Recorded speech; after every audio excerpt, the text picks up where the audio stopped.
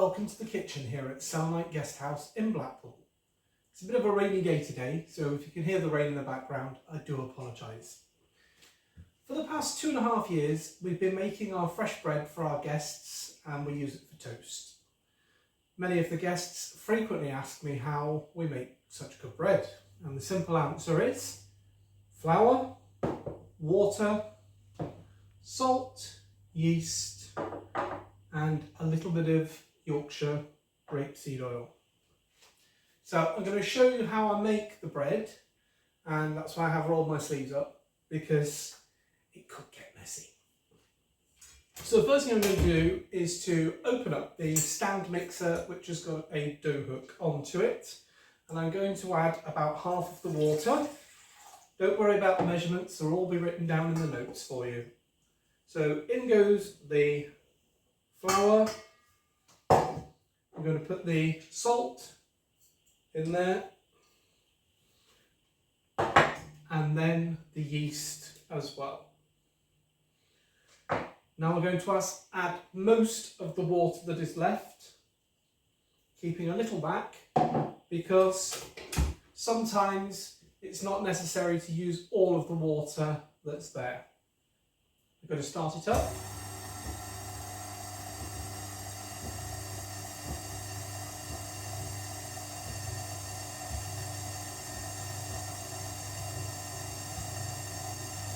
And now it's time to add a little bit more water.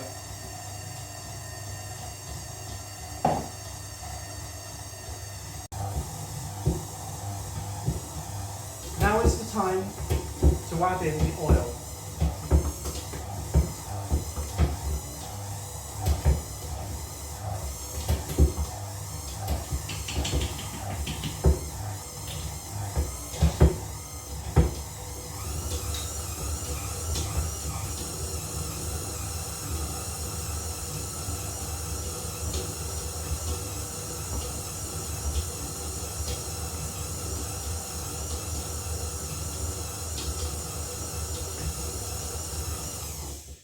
Now at this stage, I've stopped the mixer and I'm going to open it and have a look and see what the dough's like.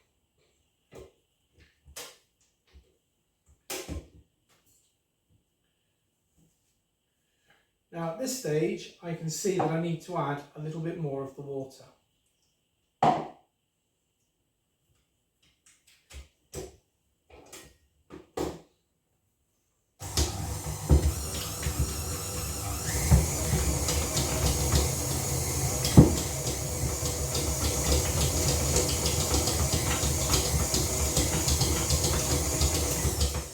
However, never worry if you add too much water, because it can always be rectified by adding a little flour.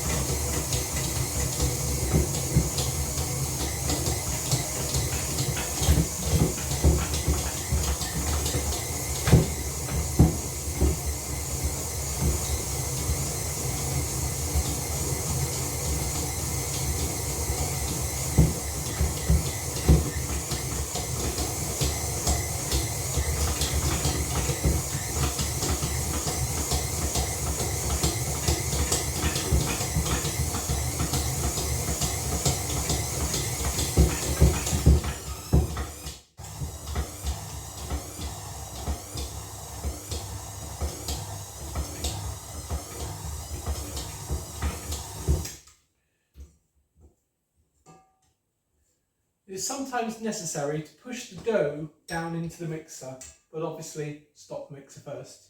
You don't want to hurt yourself.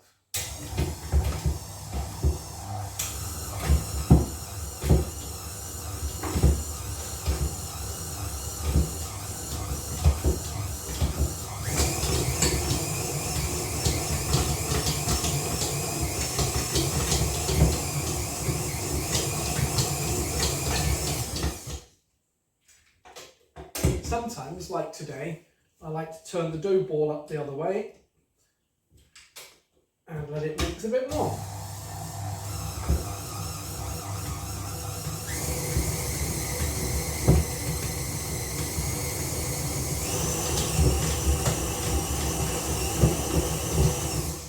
Now it's important if you're using a stand mixer not to make the speed too fast. It can put strain on the motor and also will make, especially on a KitchenAid like this, will make it jolt up and down, and that's not good for the machine.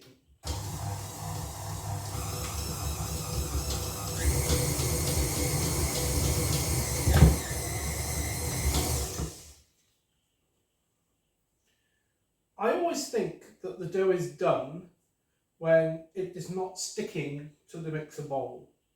So I'll show you what I mean.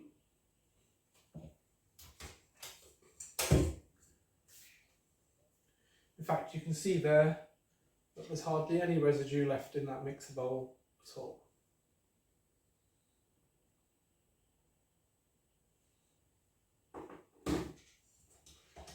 From there, I like to knead it by hand. Now, I sanitise this worktop in advance, so I don't have to use a cutting board or anything like that.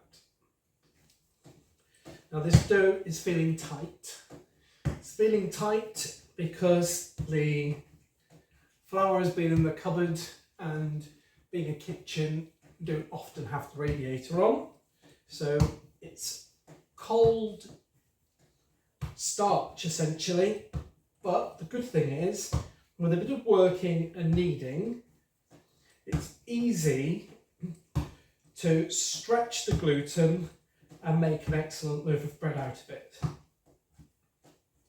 As you can see, the stickiness I have on my fingers is from when the dough was wet earlier. I've got no flour on the board, and I'm stretching it out as I go. Now, it's not easy for me to show you the way that I'm kneading because I can't put the camera over it while I'm using it with both hands.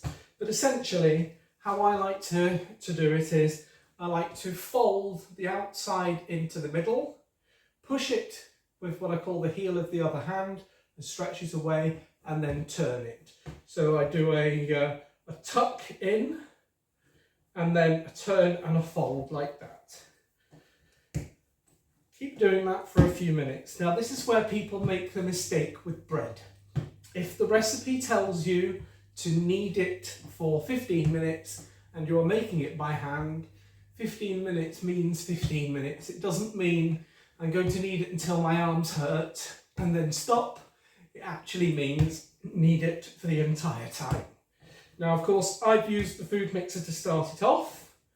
This dough is feeling a little bit tight, so I'm going to pop it back in the mixer with a little bit more of the water, and that will loosen it off a bit more and stretch it more for me as well.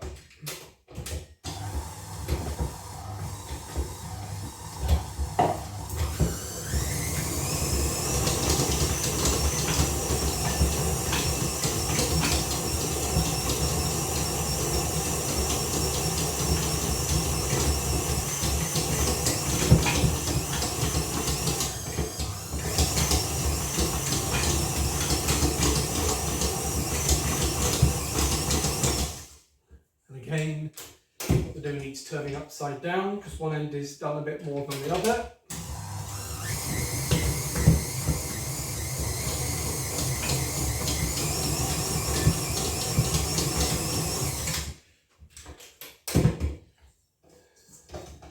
Well, that certainly is, you see it, hopefully. You can see that it actually stretches really, really well now. The dough is a lot wetter.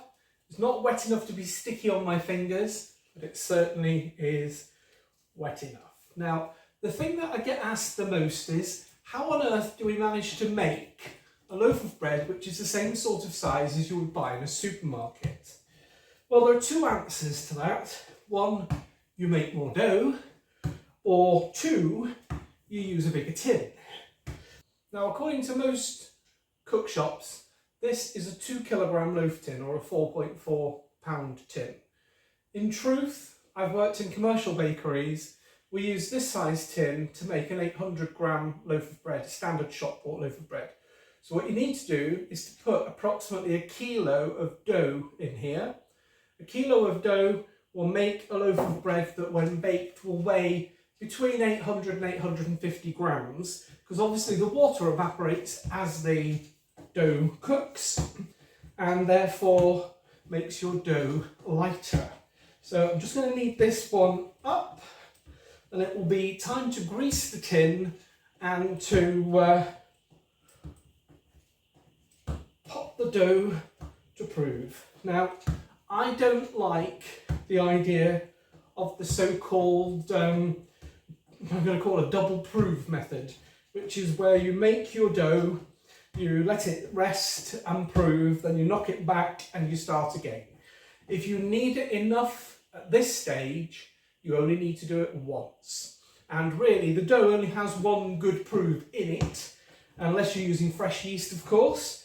So if you're doing it this way, kneading it correctly the first time, then you'll find it won't be a problem.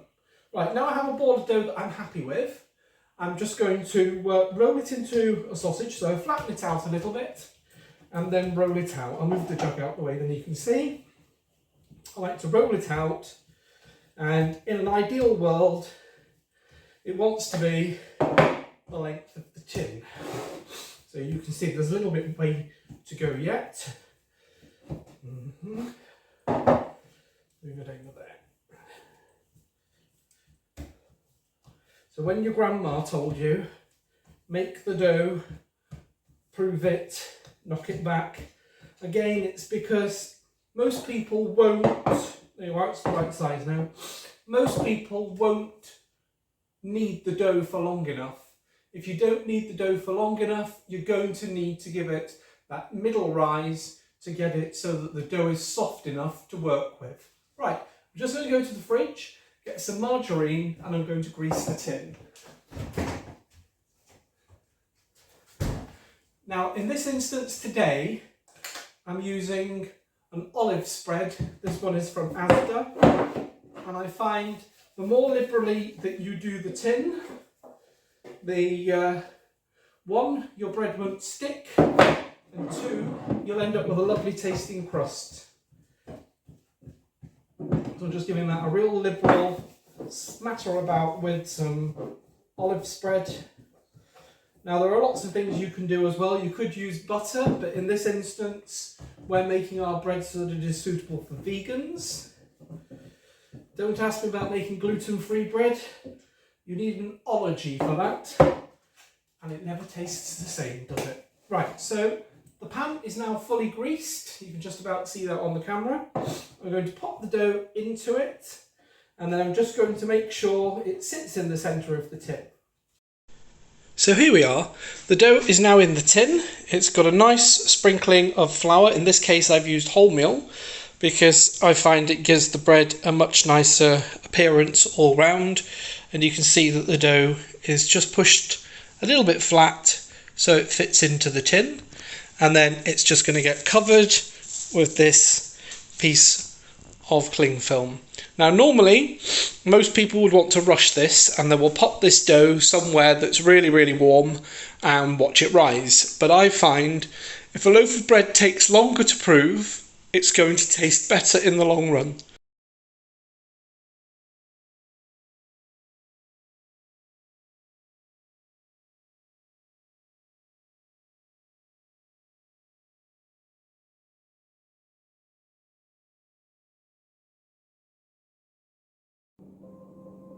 So the timer's just gone off, our half an hour is up. Let's have a look and see what the bread's like. Alexa, turn off the timer.